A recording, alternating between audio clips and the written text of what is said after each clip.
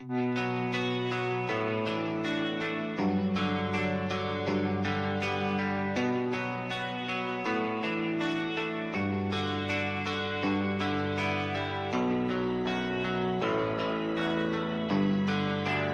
are you feeling?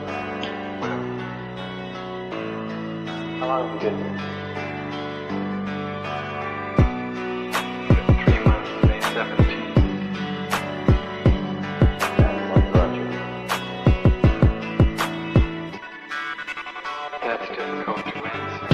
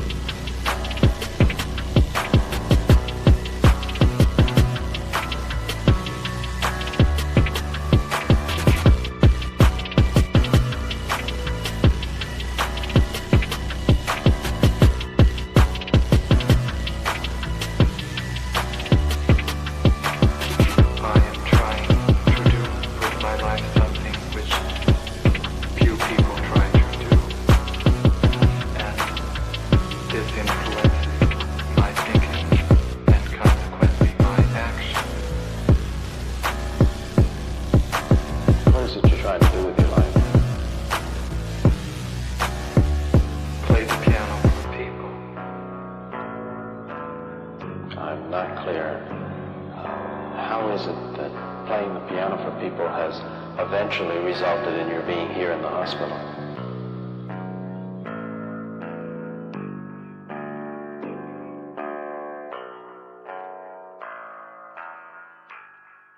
That's difficult to answer.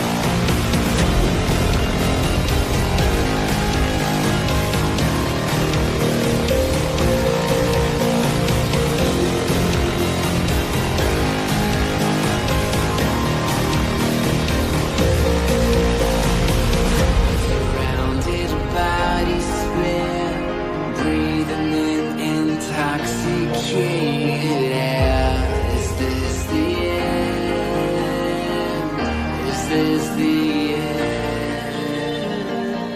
There's a noise inside my head of crying people facing death. Is this the end? Is this the end?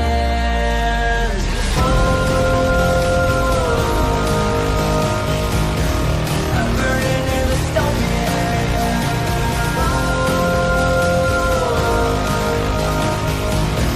There's no place to hide.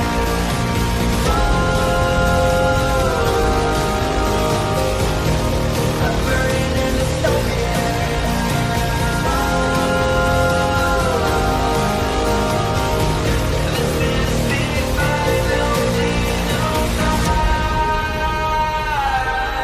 What have we done to the world?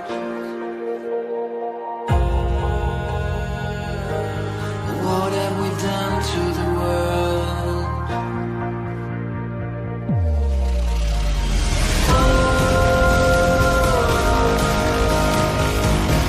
I'm burning in the stone.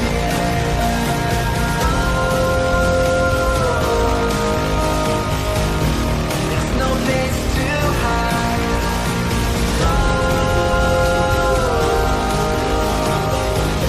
I'm burning in the stone.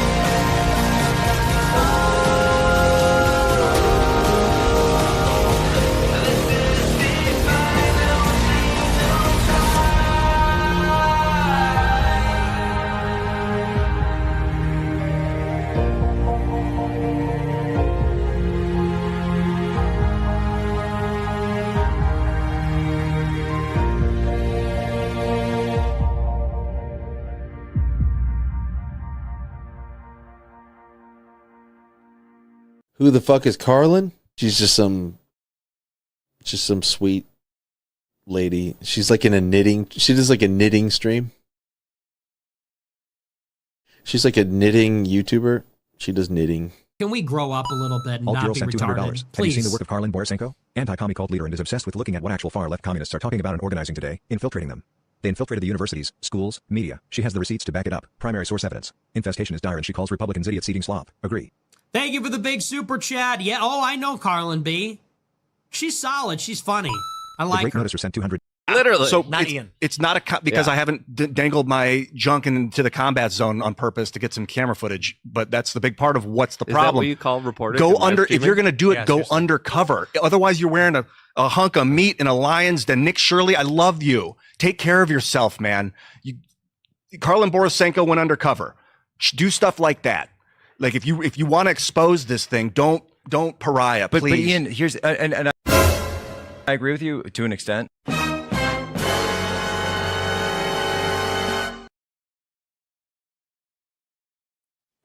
All right, everyone. You may be wondering why we're doing this publicly. Well, one of the reasons is you guys have been really good to me this week in terms of support, and so I wanted to make something public. I like it when I can make spy streams public, but the big reason we're doing the spy stream publicly tonight is they're streaming it to their YouTube channel. So it's like one of those things where, like, they can't really kick me out of the call. They can't have a freak out that we're watching their fucking meeting because they're streaming it to their YouTube channel. And it's going to start in 5 minutes. This is the Brave Woman's Mass Call from the Women's March. And so tonight, ladies and gentlemen, we are going to be listening in as a group of feminists talk about their organizing plans. This is Spy Stream. Ladies and gentlemen, welcome to the shit show that never ends. As a reminder, guys, during Spy Stream, I do not talk over the stream. In fact, let me change my Spy Stream thing because I want to be clear that this is Spy Stream, not the cult. It's Spy Stream. So Spy Stream is when we watch a live leftist training and we talk about it live. And normally what I have to do is get into Zoom calls and that sort of thing. But this one's just a public call on the internet. They're broadcasting it to their YouTube channel, so it's really not that difficult. I do want to remind everyone that I do not know what they're going to, well, they don't, yeah, this is dumb. Don't do, this is one of the stupidest owning the libs bullshit things you guys do. Can you guys tell our new friend why this is a dumb question to ask the left? Anyone want to explain that to him? Can we be racist? Honey, you can be racist whenever you want to be racist. You have carte blanche on the channel. So, you know, whatever, Amalek, whatever. Okay. Amalek is allowed to say and do whatever he wants. Anyway, so this is a live training. We don't know what they're going to say. We don't know what they're going to do. It may be the most boring training in the history of the world. It may be really exciting. We don't know what they're going to say because it is a live training. As a reminder, I normally do not talk over Spy Stream. I might futz with that a little bit tonight just because it is a live stream on the internet. So this is there will always be a preservation of the recording. So it's not as important that I don't talk over this one, but I'm still probably going to try to keep quiet. If you guys want to support the stream with super chats and channel memberships, I really would appreciate that because I am 100% funded by people like you. I just probably will not acknowledge them until after the stream, but I would appreciate like all the super chats, all the channel memberships, all that stuff, but I'm going to have to honor you guys for it after we listen to the call because we don't want to talk over them because if we talk over them, we might miss something. Guys, please make sure you have mounted the like button for me if you have not already. Please make sure you are subscribed to the channel. Usually Spy Streams are for supporters only. I usually don't do these publicly, even when they're broadcast on the internet because people can ruin them and people are jerks and they try to ruin my Spy Streams all the time. Yo, thanks so much for the super chat, little miss. Here's my support and respect for Karlyn, Jenny, and Juliana say hi. Thanks again, Karlyn, for all your hard work. Yep, we support your work. I do appreciate that. Thank you, Jenny and Julietta. You guys rock. W's in the chat for TMS. 5 channel memberships. Thanks so much, bro. Really, really do appreciate it. All right. We're basically waiting for them to get started, guys. We do have another Spy Stream tomorrow. And because of everyone's... What the fuck? Oh. I don't want to watch their chat. Let's see. How many people are waiting? 130. I've got more people watching on my channel than they have on theirs. Guys, we do have another Spy Stream tomorrow around 6:30 p.m., 7 p.m. Eastern Time. That is also going to be a public Spy Stream. And the reason that tomorrow's Spy Stream will be public is because I got so many channel memberships donated earlier that I said I would make it public. I set a goal. You guys met the goal. And so now tomorrow's Spy Stream will be public as well. Most Spy Streams are supporter exclusive events though, because it cuts down on like the potential for error essentially. But when I can do public Spy Streams, I do like doing them. If you've never been to a Spy Stream before, welcome. We are not going to be putting the chat on the screen. So everyone's just going to have to exist in the chat because we don't want it to go over the recording. But you guys are welcome to make fun of them in the chat if you want. And that's the way we roll. Oh, yeah. The left is so fucking active right now. Now, guys, tonight is going to be more of a progressive group. Like, the Women's March is really more of a progressive group. They do have some DSA people involved, so we might hear some commie shit tonight. But the one we're doing tomorrow, Spy Stream tomorrow, is going to be hardcore revolutionary socialist. So it's going to be awesome. If they want to abolish gender, then why are they saying brave women on mass call? Well, Michael, if you had been listening instead of questioning the people in my chat who are in charge of teaching you, this is a progressive call. These are not socialists and communists. This is a progressive call. The far left wants to abolish gender.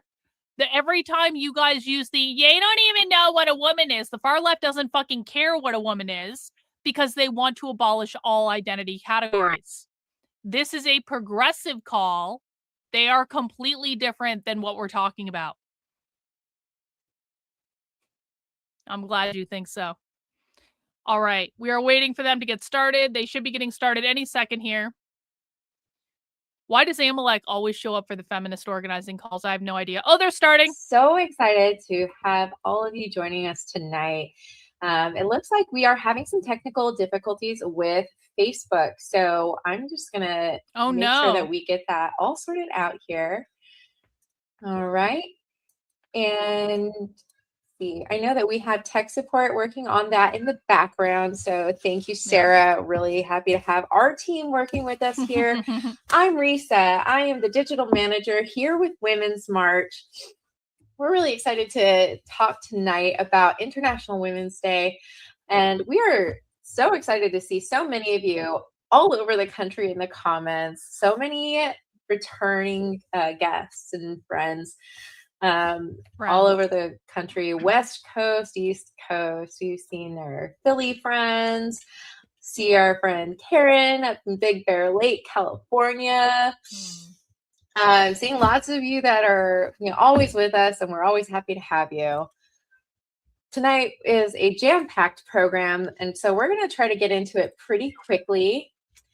Thank you, but we do want to make sure that we are up on Facebook. So we're going to try to get that started out before we get the program started. In the meantime, tell us where you're coming from. Tell us what a free America looks like to you, because what's important about what we're doing is having a vision for the future, having a vision of a world that we aspire to, not just the things that we want to go away, not just the things that we're working against, but the things that we are working for. So tell us in the comments. Let us know what a free America looks like to you. We're going to keep trying to work on getting Facebook up and live with us for just another second here. But failing that, this recording is going to be on YouTube tomorrow. So if you are guests here on YouTube with us right now are going to need to hop off at any point, rest assured that if you registered for the call, you will receive the link via email tomorrow. And also, this is the same link that you'll be able to watch it tomorrow as well. So to that end, we are really excited to have y'all on with us tonight. We do have some community norms. We are heavy-handed on the ban hammer. Oh, yeah? So if you are being abusive in the comments, if you are not cultivating the kind of community that you want to see in this world in the comment section, then we're cutting it out. You're not going to be joining us in this comment section.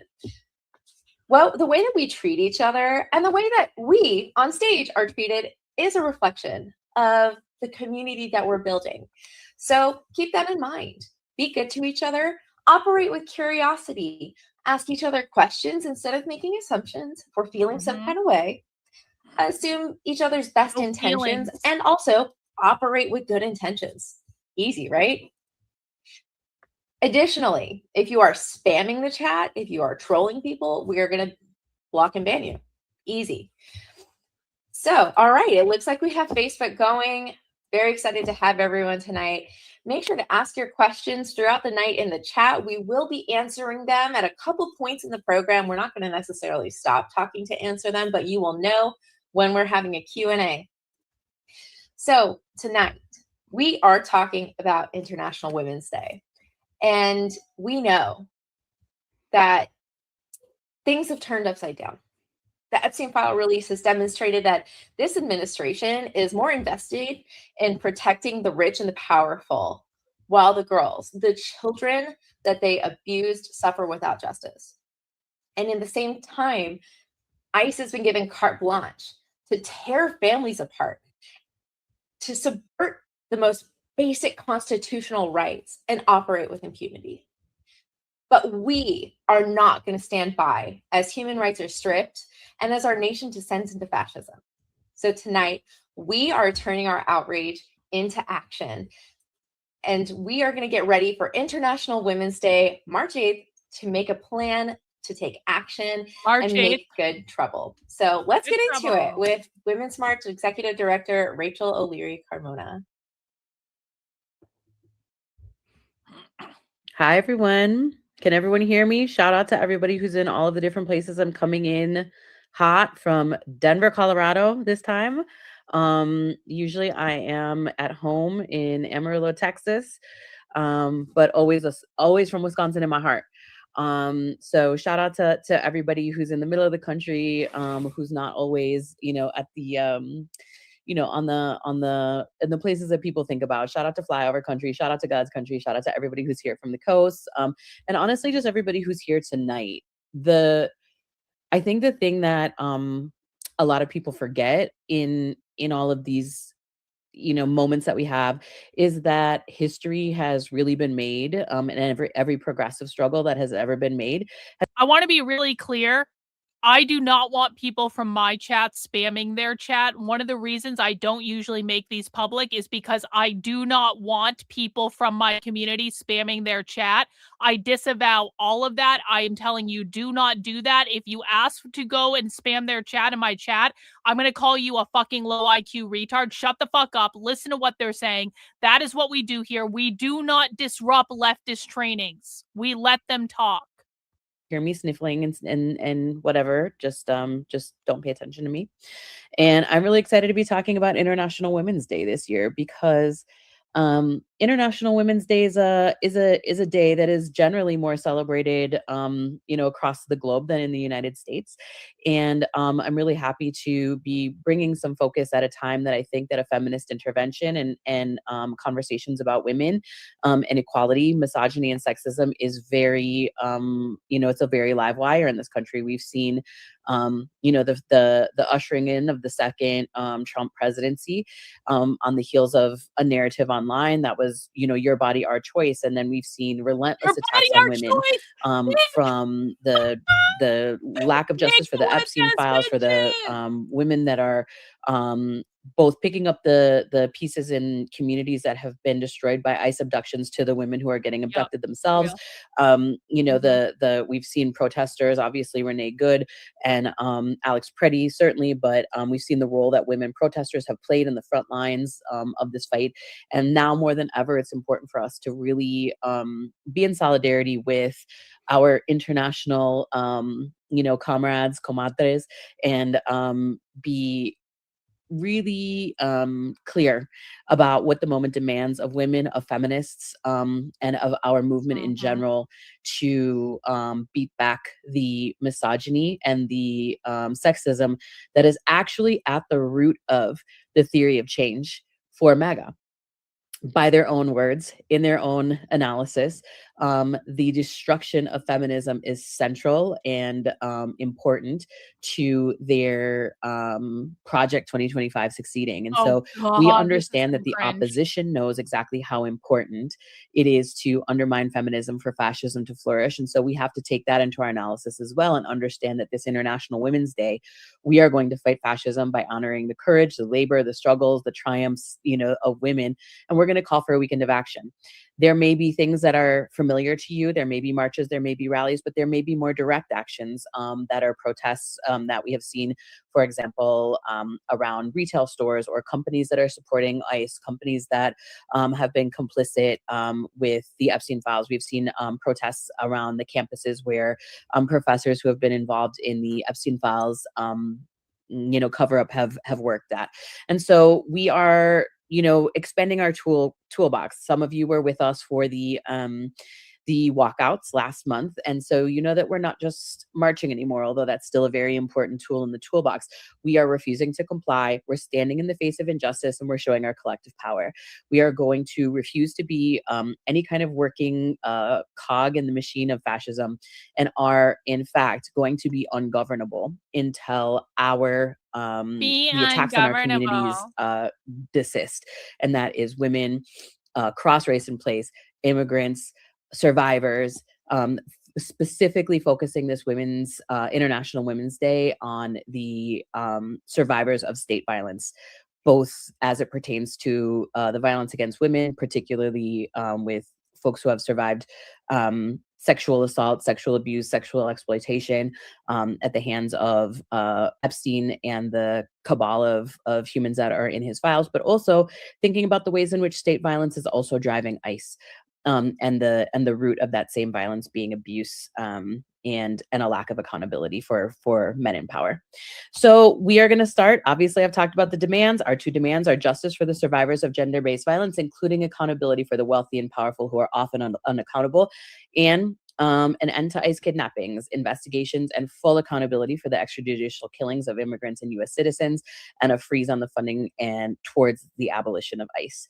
So we are not in a posture where we're saying, oh, well, if we make ICE a kinder and gentler, militia force in our streets, that'll work for us. We want to be unequivocal. We want accountability and justice for the survivors. And we want accountability and justice for the folks who have been victimized by this secret police force, this masked militia that is ICE. And so we're inviting folks to take action today. We were thinking of like, what are the demands that we're thinking of? And these are the two concrete things. We listened to our base very carefully. And we have been getting consistent feedback of, we need to do more around ICE, and we need to do more to support the survivors around Epstein. And so those are the two things that we're focused on for this International Women's Day, which honestly makes sense because it's so aligned with the history and the is she actually going insane? I guess tradition of all of the things that we honor on that day. So we will be talking, Shauna and Risa, I think, will be talking a little bit more about how to plug in. Like, what does this actually look like? So we've got the demands, we've got the 30,000 foot. Okay, so what does it look like in my community? What does it look like in my church group, in my school group, in my knitting club? What does refusal actually look like? What does direct action look like? So we're going to have some folks that are going to talk to you about the nitty gritty of what and the how. And this is the first call of a number of calls. So we've got a month to prepare, and I know that we're going to get there. And this is going to be one of the most, I think, the highest participation in the United States on International Women's Day, and hopefully an historic day for all of us involved. So I want to say thank you to everybody. I'm seeing New York and Florida, and folks saying that they stand with the victims and the survivors of Epstein. And I think it's really important for us to be centered in our purpose here, and also in all of the brouhaha and all of the political machinations of who's got you and what, and who's, kind of being held accountable for these, for these crimes, and say that in the center of them, it's their survivors, and probably too many of us on the call who have experienced something similar. And so I just want to say shout out to everybody who's here, who has experienced something like this, or who has a loved one who has, because it's really heavy, and it gives us a reason for a different tomorrow for the people who we love, that can be safe in their communities, in their bodies, in their homes and in their lives. So I just want to say thank you to everybody who's still here for the fight. And we will see you in the streets. And I'm going to kick it to Shauna and Risa. Thanks, Rachel. We have so much to cover tonight. And so we do want to shout out a quick question that we saw in the chat, because this one's a really important one. International Women's Day is March 8th. So we are taking action that whole weekend. So we're going to be taking action March 7th through 9th. And Shauna is going to start by taking us through what kind of action people can take and how to get that moving. Absolutely. Thank you. Thank you all for being here. So excited to see everybody on the call. Lots of energy in the chat and lots of questions about what to do. And so your action can look really like anything you want it to look like. We are leaning into some more direct actions and really interrupting the status quo. Oh, yeah. And we've seen interrupting things happening that are really in line with those type of actions, where you can stand on your street corner and you can still interrupt if ICE is in your neighborhood and blow whistles. You can do things that help to engage your neighbors. You can get with your church folks, with your folks that do your mutual aid. You can get with anybody in your school system or in your workplace and really get a group of folks together and get out there and just make yourself seen, make yourself heard. And the way to do that is to get on our map.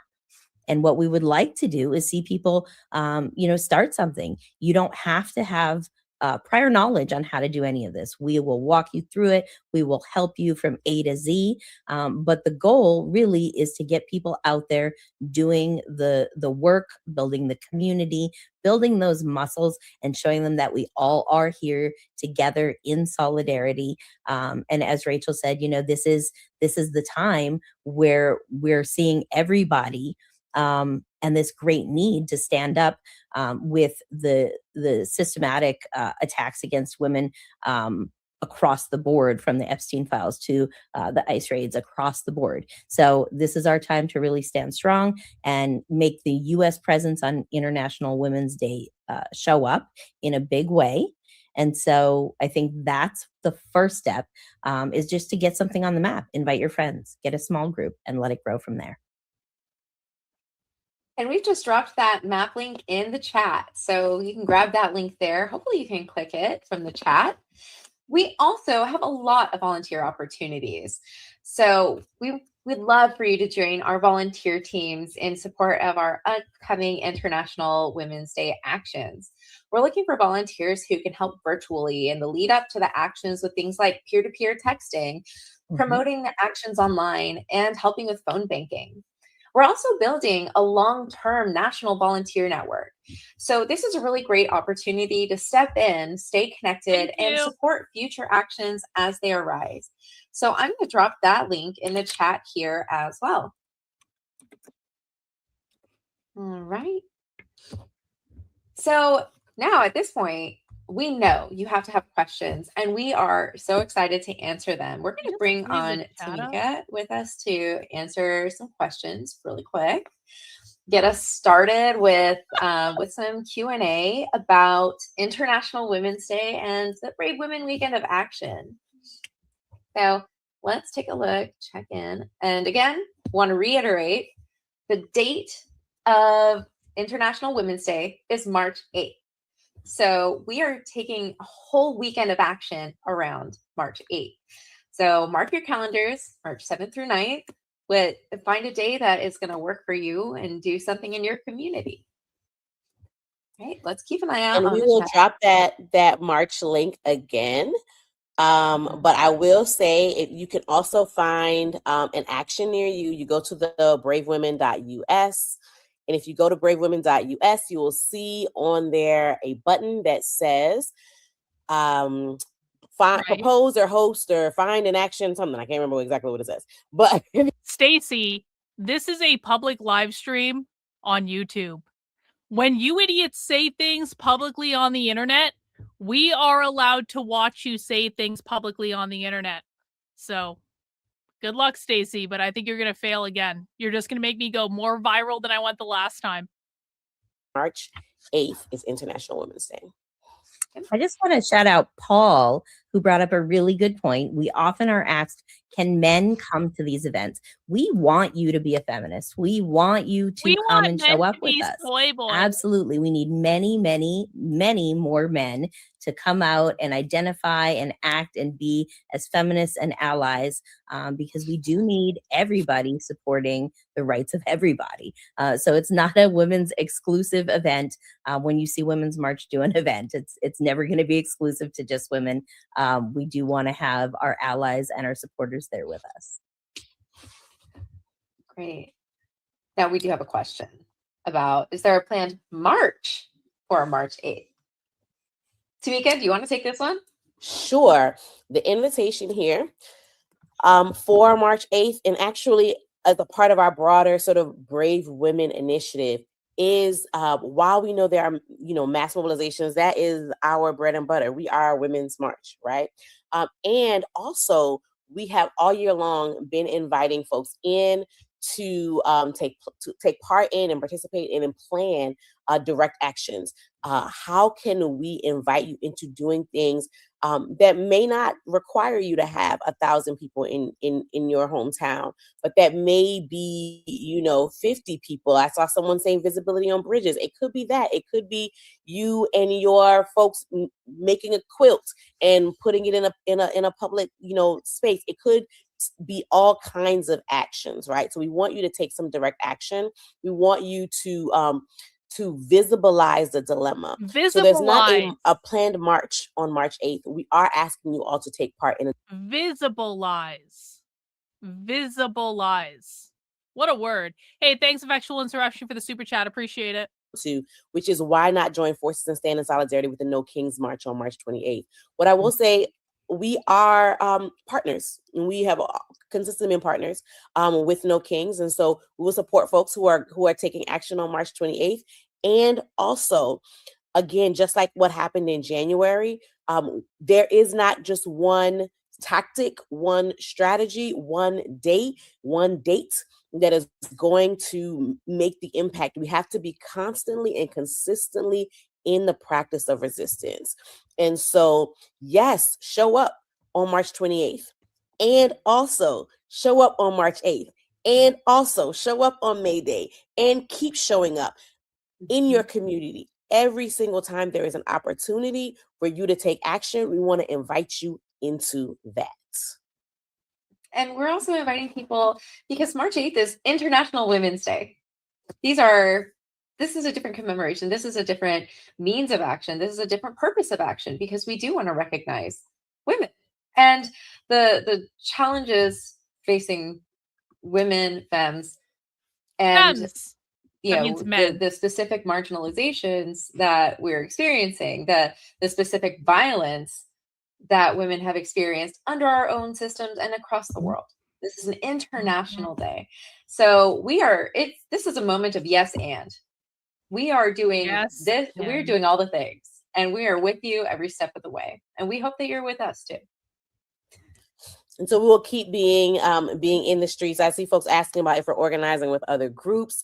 We are consistently working in coalition and collaboration. This International Women's Day action is in collaboration with Feminist Generation. We're also bringing in new partners every single day. When we mobilized in January with the walkouts, there were a number of partners that you could find. I think they might still be on the Free America site. We are always organizing with other groups. We're always working in collaboration. We are a part of the May Day Strong Coalition. We are always building with other groups and in coordination. Even if we are not in coalition, we are still always coordinating and saying, how can we enhance and lift up and build on the things that are happening on the ground. And we'll have some folks from other organizations that are going to talk a little bit later on the call. So I'm going to be quiet because I know Reese is moderating. I don't know if she's moving us along, ushering us through. I just want to say Patty got it right. I show up for everything because we have to. So whether it's us, whether it's No Kings, whether, whoever is throwing down, we need to be in the streets as much as we can, standing in solidarity together and letting them know that we see it all. We see it all. Shauna, can I toss this as a question that I would love to lift up for you? Sure. What are some ways, this is from Tracy Thiessen, what are some ways I could bring attention to the International Women's Day at my work? So I'm going to say there's a lot depending on where you work, right? You know, different places are going to have different rules about what you can do. But if you have newsletters that you can get out, you can uplift, brave women, like literally what the campaign's leading into is, stories about brave women. So talk about the brave women that have made impact here around the world. This is not just a United States event, but absolutely talk about the brave women who have fought for our rights, the brave women who have fought for racial justice, the brave women who are still fighting in Minneapolis. How we see more political violence happening against brave women, right? That when we're seeing ICE target the helpers, they're mostly targeting women, right? So you can talk about whatever parts of being a woman and what you feel needs to be uplifted right now on International Women's Day and how this state violence is impacting us. I think that's the most important thing that we're trying to put out and really get the message across that this is happening everywhere. This is happening in the Epstein files. This is happening in the streets and this isn't going away. So if we're not here talking about it with our coworkers, with our friends, with our church folks and bringing them into the know, then how are they going to get this information? Because we know it's not being put out everywhere, right? So I would say have those conversations, but newsletters, if you can, get together and have conversations at lunch. Thanks, Holly. Appreciate it. Book reading groups where you read, one of the books that's written by someone who's been through it. Or I know Tamika has better book recs than I do, but but you get the gist. Have the real conversations with folks and build community with people having real conversations about what's happening. Risa, do we have time for any more questions? We are going to come back to more questions at the end, but right now we are going to dive more into. There is another question that we are about to get into because someone asked, this still feels vague. Do you have more concrete actions and advice? So we're going to get into that right now. We have some incredible guests that are going to be talking about ways that they are taking direct action in their communities. So I'm going to toss it over to Tamika to talk more about the Brave Women Initiative first. Amazing. There was another question that I'm going to speak to in the chat, and you will catch it when I come to it. But this International Women's Day is one sort of entry point that we're inviting folks into as a part of a broader initiative that we're calling Brave Women. We recognize that right now we are in a moment where we are all required. Someone said it. We have to. This is a moment that requires us to sort of keep taking actions. I think someone said consistent resistance. That's what we're trying to invite you all into. So Brave Women is our initiative where we invite you into everyday acts of non-compliance. What we know is in the face of authoritarianism, in the face of fascism, we have to be consistently removing our compliance every single day. We have to consistently say that we reject what is happening. We will not cooperate. And so if you've been with us for a minute, you've seen us sort of offering trainings on non-cooperation. You can probably still find some of them on our YouTube channel. And we will keep training you all, keep offering these trainings on how to not cooperate and what the impact of that might be. And so we want to invite you into that every single day. So International Women's Day is one part of that. That entire weekend, we're inviting you to not cooperate in whatever ways that may be with your community. On that weekend, we want you to take action together, collective non-cooperation, just like we did on January 20th with the walkouts. How do we demonstrate economic cooperation? How do we demonstrate cooperation, non-cooperation in various forms? And someone said in the chat, are we going to be tracking it? And yes, my friends, yes, we are. And so we have a site that is bravewomen.us. If somebody can put the banner up, there we go. It's bravewomen.us. And so what we want you all to do is to take a look at bravewomen.us. And if you go to bravewomen.us, I am going to share my screen so you can see this. Yeah, you go to bravewomen.us. On the top, you'll see the map for the actions for International Women's Day. And that's this map here, if you go to the top of that page. Thank you. And then you will also see a link that says Brave Acts. If you click on Brave Acts, you will see this here that says, tell us how you are being brave. And this is an anonymous way for you to log in your acts of bravery. So on the left side, you'll see a form that just says, hey, tell us a little bit about what you did. What brave action did you take? There's a menu of some different kinds of brave actions you could have participated in, right? And then you can say, I didn't do any of those things. I did something. Well, she's explaining how websites work. I just want to remind people that Stacy the communist is trying to destroy this spy stream. And so the very best way that you guys can all piss Stacy off is in sending in super chats and channel memberships to support my work. I am 100% independently funded. I have no political masters. I will show you the organizing calls the far left is having that no one else is talking about. So if you really want to piss off the commie that's trying to destroy this stream right now, please consider a super chat or a channel membership, either YouTube or Rumble or wherever you're watching. I appreciate the support, guys. Into whatever it looks like. And over the next several months, but especially in the next few weeks, we'll be offering a number of trainings for folks who want to learn more about different ways you can take action. So everything from how to protest safety and de-escalation to how to use arts and crafts. Someone talked about someone knitting as they as a part of their action. We have seen we've seen folks doing the anti-ice hats that are going around right now. We want people to use their arts as activism. You've seen people create banners and do banner drops. We've seen people create giant puppets. We saw the drummers on the corner in Minneapolis. A number of different ways for you to show your dissent. And so we'll be offering some trainings on how to do those things, how to do creative escalations. And so stay in touch with us. Keep paying attention to our socials. Keep paying attention to your emails so you can get more information about those trainings.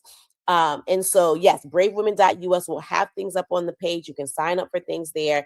Keep your eyes open for these trainings as we roll them out so you can get more information and more ideas about things you can be up to on International Women's Day and beyond. So with that, I'm going to be quiet and toss it back to Risa. Thank you so much. Now we are going to get into what exactly we mean by taking brave action, because there are incredibly courageous people across the country who are taking action directly and doing the real work. So first, I am really excited to welcome Andrea Luna Cervantes to the stage with us to talk about the brave action that they are taking. Hi, Andrea. Hi, good evening. Thank you so much for having me on this Brave Women Mass Call. Thank you. My name's Andrea Luna Cervantes, and I'm W's Matt. based in Arizona. I'm a campaign manager with Organized Power Numbers. So I organize in Phoenix and across the valley, and I know as we've been speaking about this right now, I want to share what direct action has looked like for us on the ground in Arizona.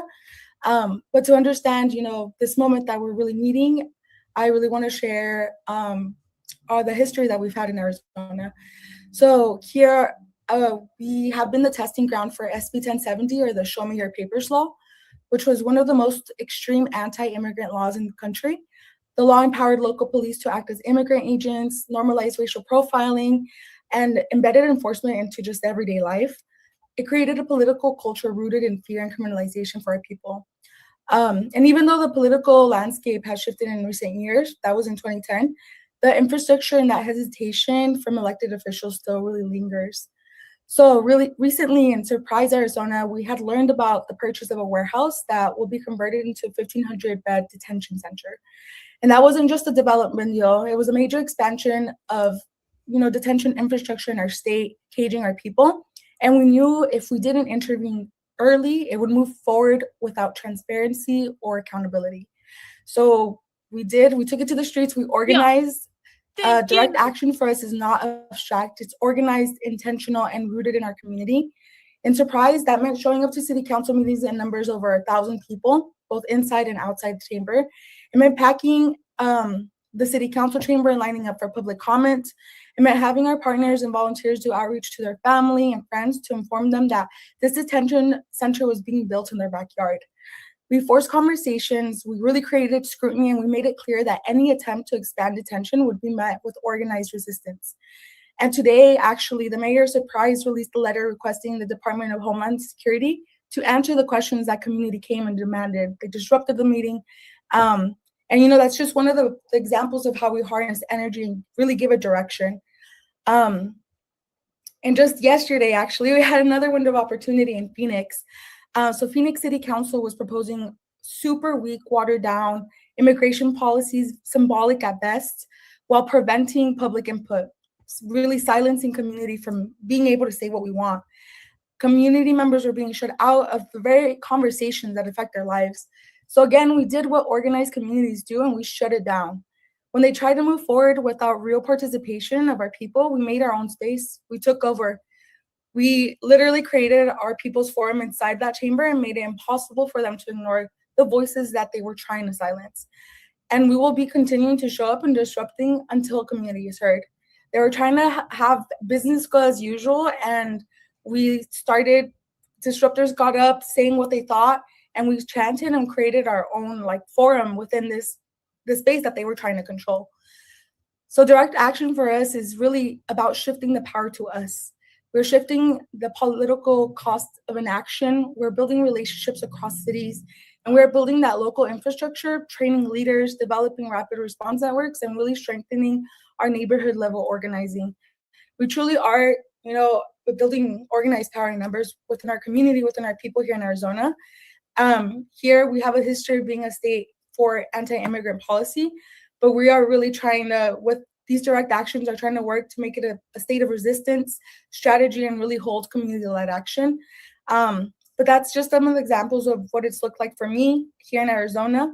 It's really strategic. It's grounded in the people and the love I have for my family, having immigrant background, into the community, that volunteers for us. And it's really rooted in the belief that when systems fail to represent us, we don't retreat, we organize, we show up, and we demand. But that's just what it's looked like for me. My voice is gone because I've been chanting all these past days, demanding, that our community be put first. But I would love for all you to participate in something, whatever that means to you. But that's just an example. But I'll pass it back to you. Incredible work, Andrea. Thank you so much for everything that you are doing within your community. This is really hard work. And it does take a lot of courage to stand up, to get in the way, and to be disruptive. So thank you again, and we'll see you in the Q&A. Next on stage, we're welcoming our friend Amber from About Face. About Face is a great partner of ours. So Amber, why don't we talk just keep about the chat what up? you and About Face are doing to be courageous in this moment. Yeah, thank you About for Face having is us a veterans tonight. group. My name's Amber, and I'm a member organizer of About Face Veterans Against the War, an organization of post 9/11 military veterans. This is actually a communist group. They organize with socialists. And this has never been so relevant in my life as right now. I live in Minnesota. I live in a suburb of Minneapolis, and while Minneapolis and our state capital, St. Paul, receive a lot of attention, as they should, because they are the epicenter of all that is happening and have witnessed some of the worst violence from the federal government. The occupation by violent federal agents has manifested throughout the state, especially in the first-ring suburbs and exurbs, and also in our more rural areas. My organization was able to mobilize 17 people to assist us in doing on-the-ground work in the last 2 weeks. And we do really look forward to sharing these experiences out with people soon via our social media. But for our members' own safety, we'll be limiting that for now. I know that there have been lots. Haven't you learned to not stick your dick in crazy? Just saying. And continues to persevere after an incredibly intense 12 weeks is because it is a matriarchal movement. Women, femmes, and queer people make up not only the majority of those who are providing mutual aid and community defense, but are almost exclusively filling the leadership roles in the vast networks that exist throughout our state. Using the skills that they have, somehow creating time in an already incredibly busy day, and doing it with a deep care for all of those around them. While there are community organizers and other people who have been doing transformative work as part of this vast network for years, this movement would not be possible without the elderly church basement ladies. And I'm going to give a special shout out to my Lutherans. I was raised ELCA, suburban wine moms, recent empty nesters, professionals and non-professionals alike, with a spectrum of skills, underemployed millennials and zillennials just wanting to do what is right. And yes, veterans as well, who have decided to use their skills to protect their communities instead of extract from it. And no matter what your skill set or interest is, if you are ready to take action to keep your neighbors safe from federal violence while transforming how we conceptualize community togetherness, there is a place for you in this movement. You simply need to take initiative. All across the country, people are preparing for invasions like we have had in Minnesota. And one thing I can say for certain is that no matter how much time you have to give or whether you can accept risk or not, you are definitely needed. I'm going to try to push through all the little things, and I cannot even account for all of them. I'm just going to touch on a fraction of what is needed. We do need folks who can accept high risk to be out keeping a watch on the neighborhood and alerting people when ICE agents are spotted, but that they also need to have the ability to immediately switch to aftercare for the family and other observers who just witnessed a violent abduction. Women are incredible at this essential dual role. We need chaos managers that know both the people and the physical spaces of their communities well to help provide a safety link for these brave people documenting the actions of federal agents. We need incredibly detail-oriented people to expand their small community pantry to a massive weekly grocery delivery network and all that goes with it. We need our knitters, crocheters, and quilters to prepare special gifts for expectant moms, while also connecting those moms to a network of care providers that they may not have considered before. And also shout out to any of the knitters who may have been part of this fundraiser thing. I know some of that is coming to my community, and oh my gosh, thank you. Because we need it, because we need money. We need so much money to keep our neighbors housed and safe. My favorite response when a fundraising committee was being put together was, "I'm a Midwest sorority girl. I got you." Yeah. And I definitely trust a sorority girl to make a successful fundraiser happen. Policy change is needed at the city, county, and state levels. Art, from canvas printing to singing. Aftercare for impacted families and responders. Business canvassing to prepare them for how to protect their workers, but also how to notify the rapid response network if they need support. 20 more seconds. Meals for those who are putting in long hours to defend their community and or struggling with their mental health. And sharing meals with neighbors is indeed something Minnesota does very well. And what we need in all of this is care, consent, and conversation every step of the way. Something that matriarchal spaces are incredibly well regarded for. Thank you. Check. Yeah.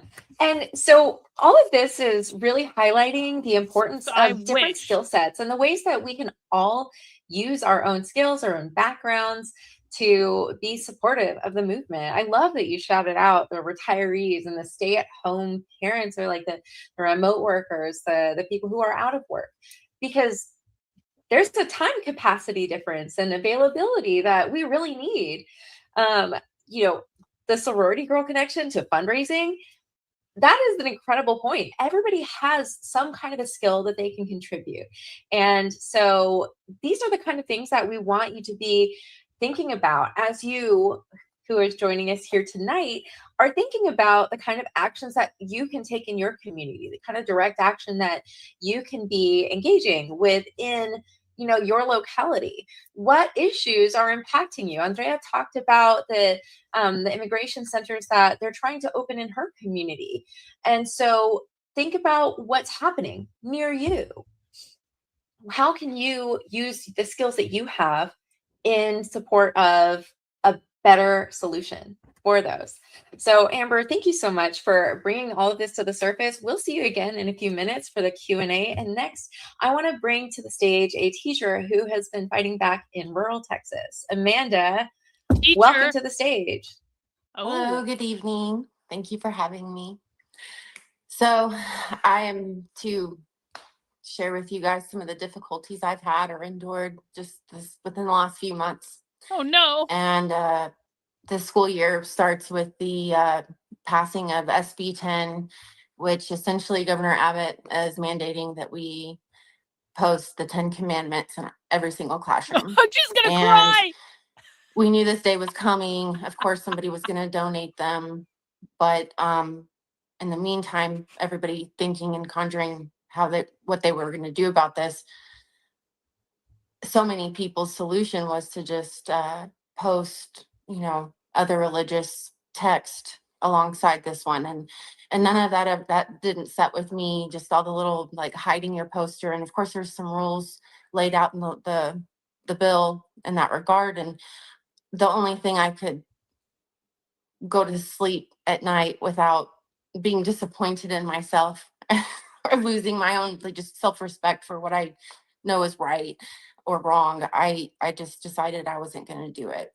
And so when the day came that we had our mandatory meeting, this was also right after Charlie Kirk was shot and killed,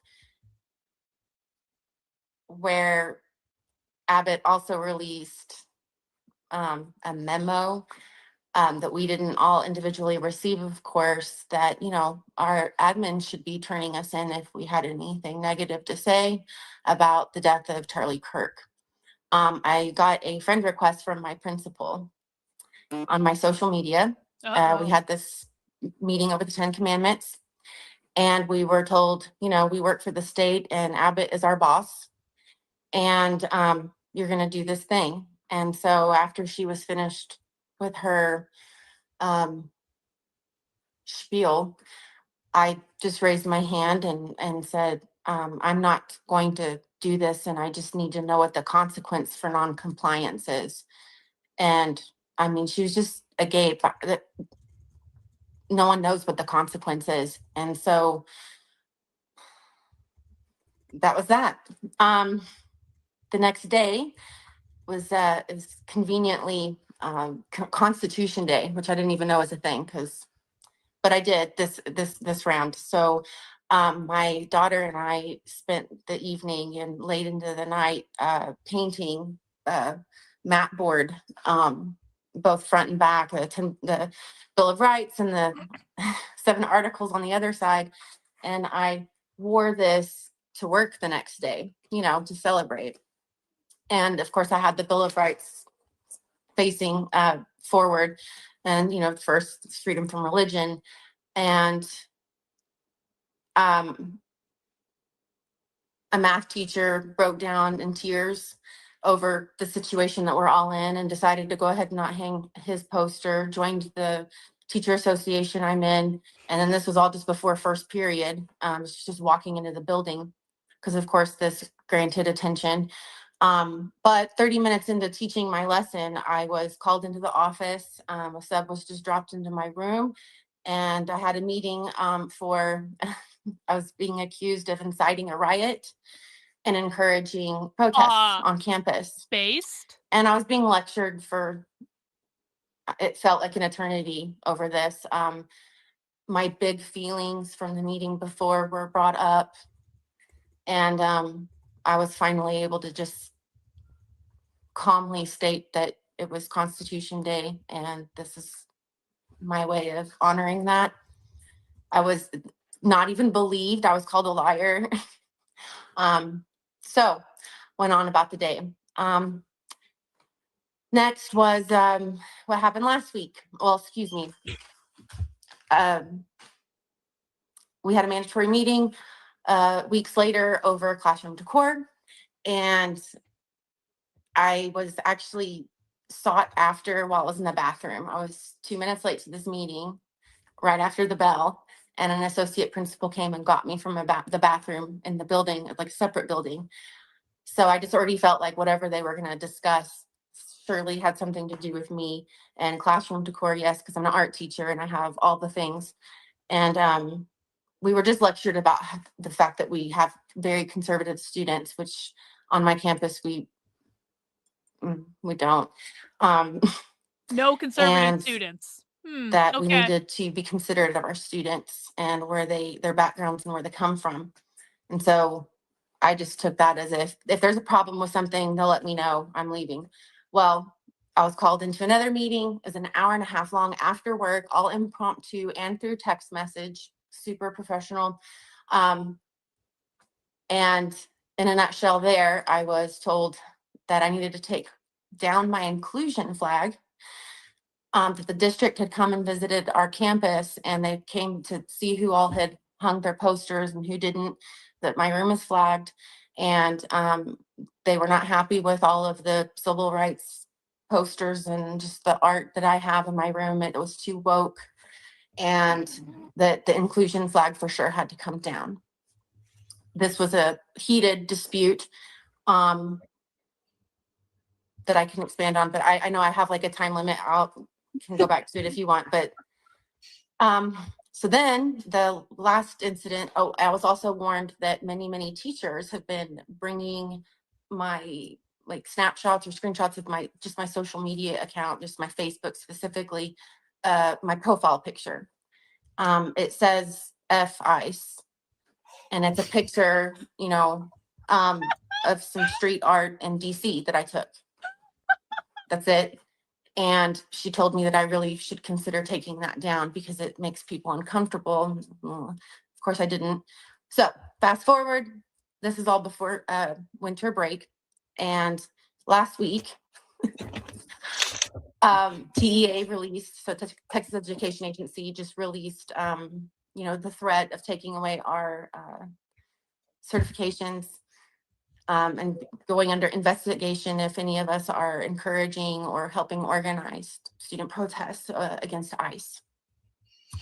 Of course, it had already been in the news at this point that Austin and these larger districts down south were doing this, which, yay.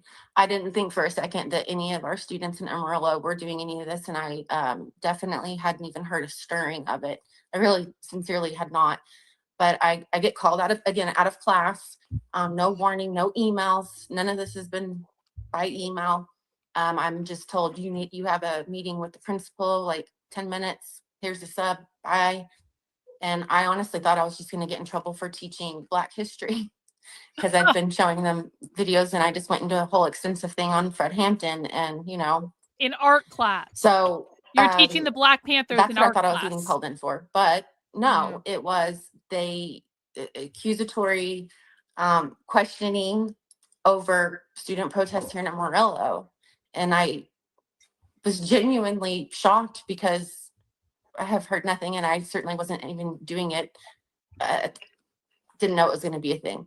And so at this point, you're being accused of like just by association because of other stands that you've taken.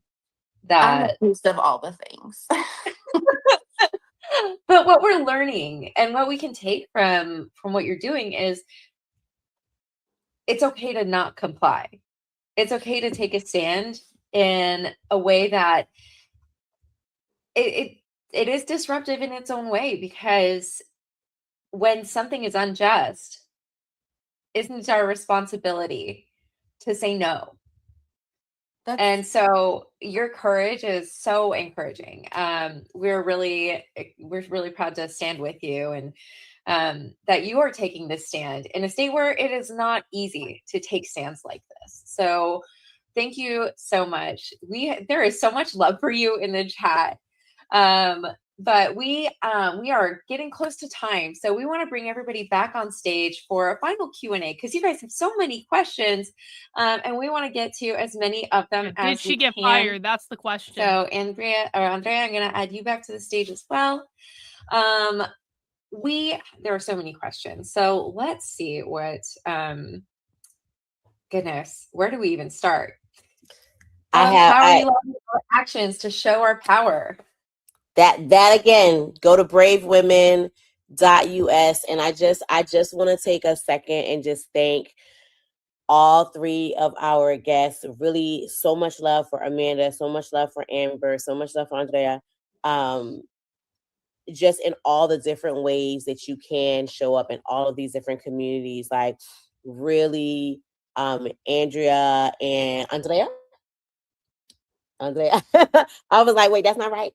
Andrea and Amber, showing up in organizations. I just want to highlight that there are ways that you can show up in organization, show up collectively, and really, Amanda, just like so much love and respect for showing up as an individual in your workplace, because the level of risk, the amount of I am going to stand for, for what I believe in, even in, in this sort of environment. And listen, Texas is not a safe space for many of our folks, and especially up in the panhandle where you are.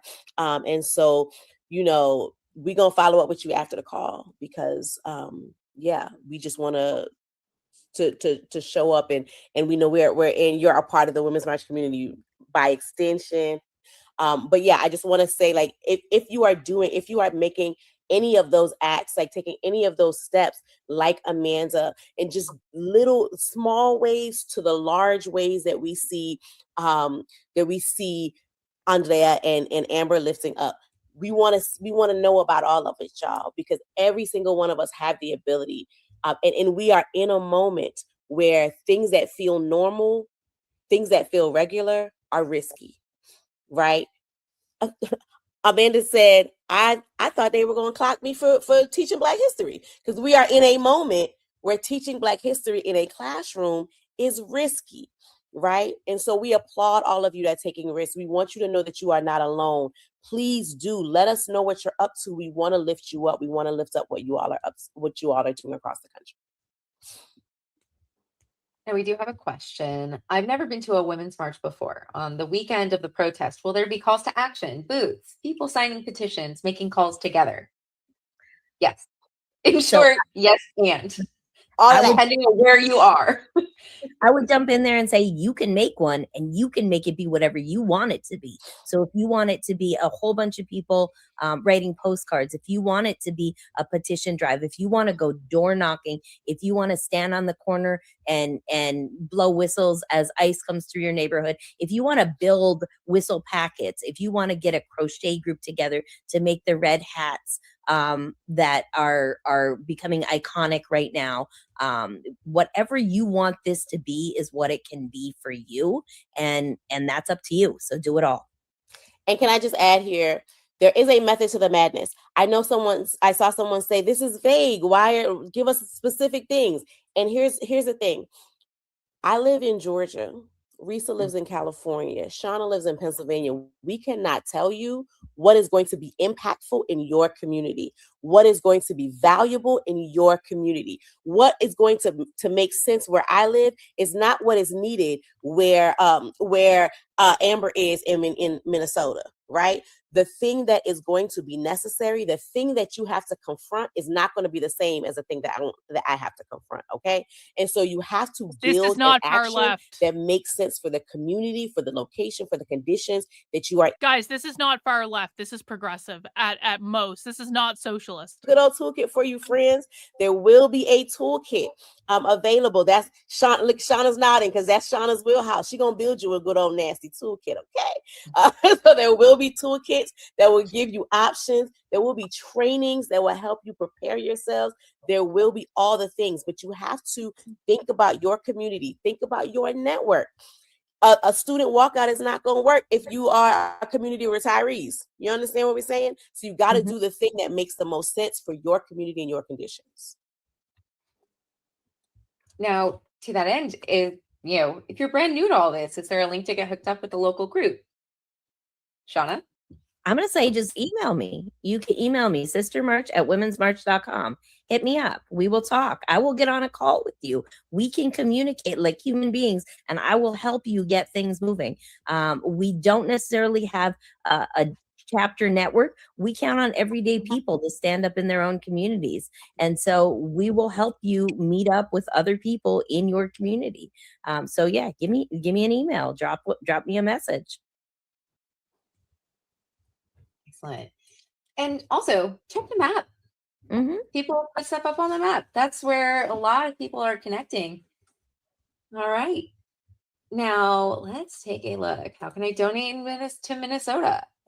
We have a link that we are dropping right there in the scrolling banner, standwithminnesota.com. That is a great way to connect. Now let's see. Andrea, what's your organization? I'm with Organized Power in Numbers. So we're also a national organization. We have campaigns in New Mexico, Arizona, Texas, and North Carolina. Amazing. And we're going to be sending out links of resources to everybody who signed up for this session tonight. So make sure that if you didn't sign up before, you can still sign up. Use the same link that's in our social media. It's in our link tree. Use that to sign up.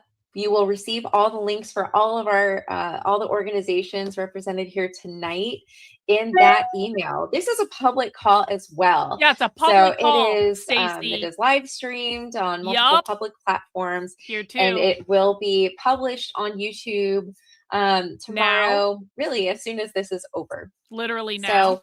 So you'll be able to watch back and recap if there's anything that you have missed. As a male ally, how can I get other men involved? Great question. I'm curious if any of our guests want to jump in on that question. I mean, we have thoughts, but I would love if y'all have thoughts as well. I mean, I'll take it. I want to say that we have many men on our current Veterans Coalition here in Minnesota. That is actually true, and they're wonderful. And also, some of them, it may have taken a while for them to get to be wonderful because it is necessary for men to be able to take direction from women, queer people, non-binary people. And that generally, I think one of the things that I see most often is that men need to be able to sit and listen and receive feedback. And so working on those skills, receive and give good feedback, not just criticize, and that we are constantly working towards being in good relationship with each other and not trying to antagonize each other. So it is about expressing feelings and determining needs, and not just reacting from a place of, immediate emotions sort of thing. And that, the ability to sit and listen and ask for what is needed, as opposed to just making a decision and expecting it to be done, is a difference between a matriarchal and a patriarchal space. Mm-hmm. Good advice. Excellent. Okay, this is going to be our last question because we are actually at time, but I think this is an important one.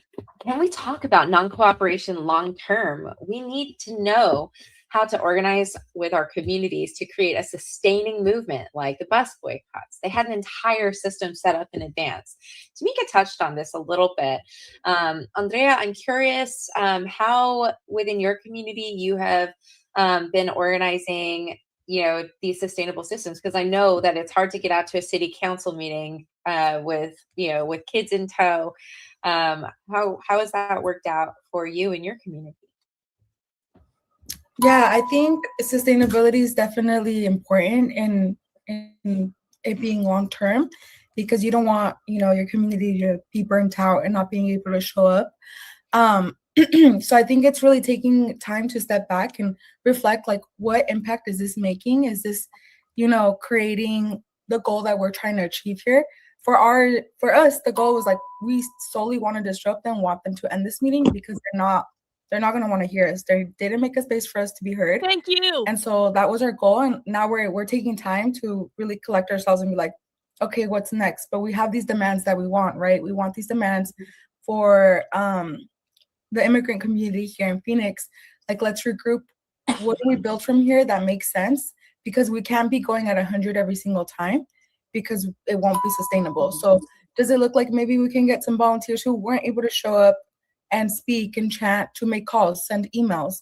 What are these different levels of, I think as was being talked about tonight, these different levels of direct action, so that the pressure can continue going, but people aren't being burnt out. People aren't, having to leave because they feel like it's too much.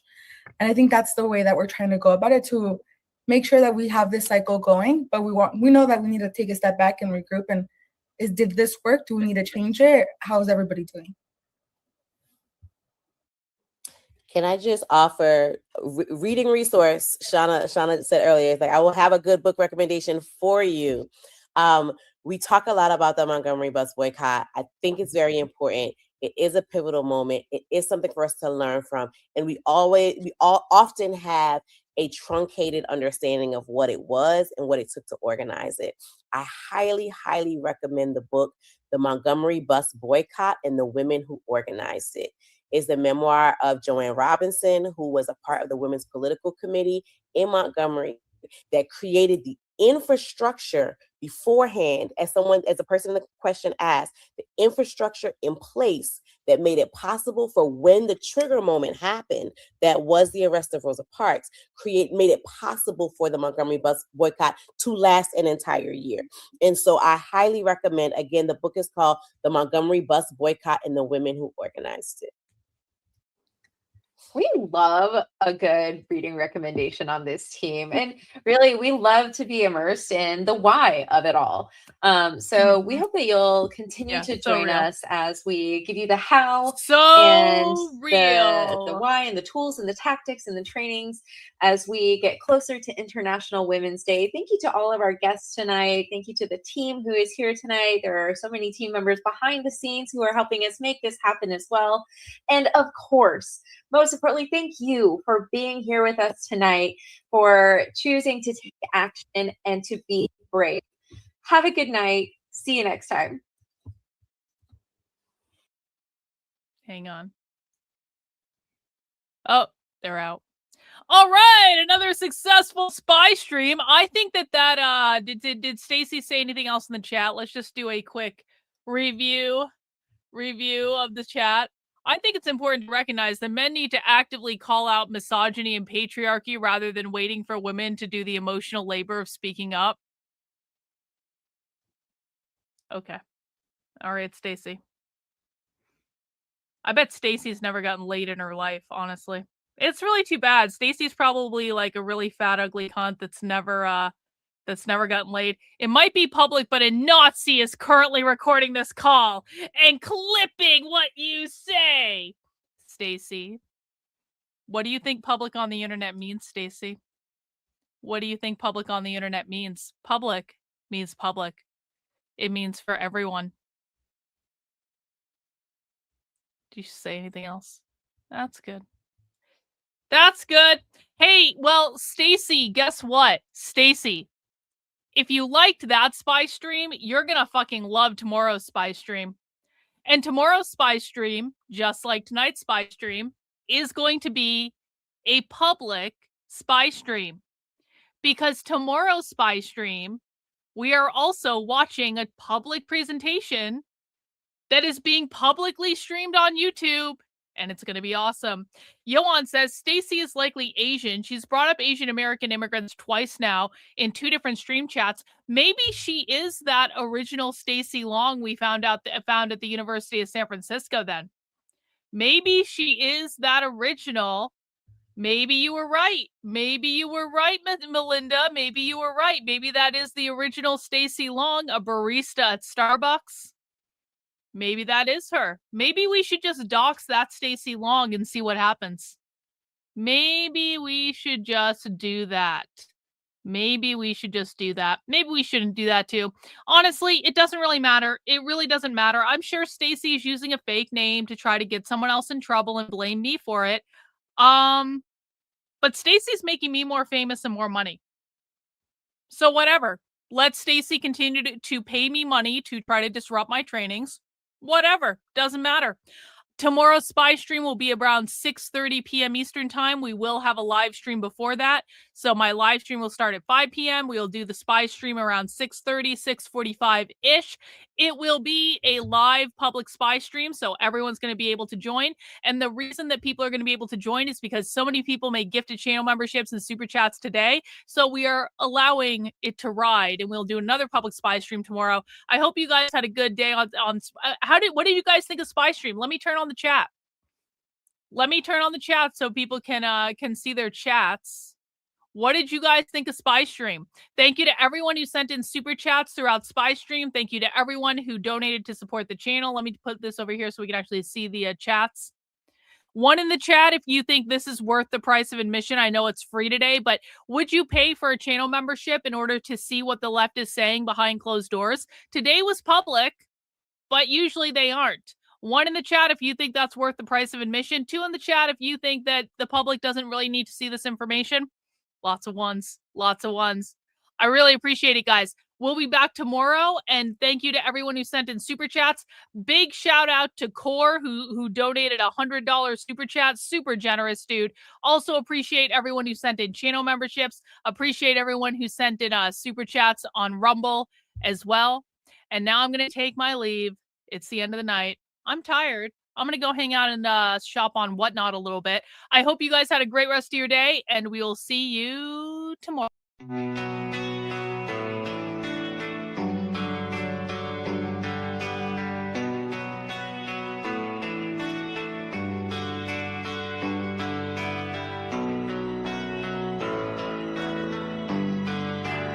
How are you feeling? How long have you been here? 3 months, May 17th. And what brought you? That's difficult to answer.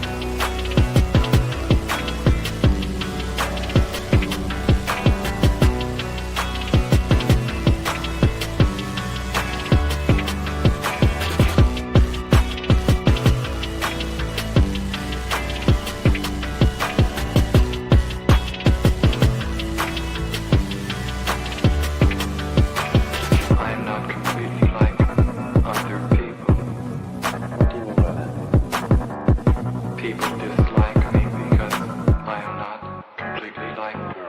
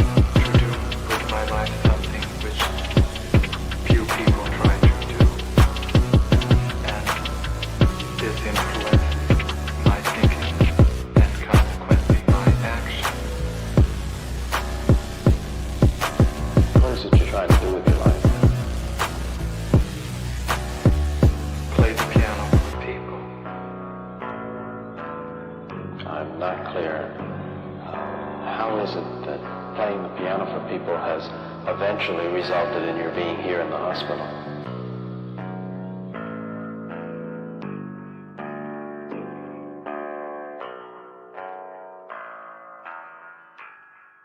That's difficult to answer.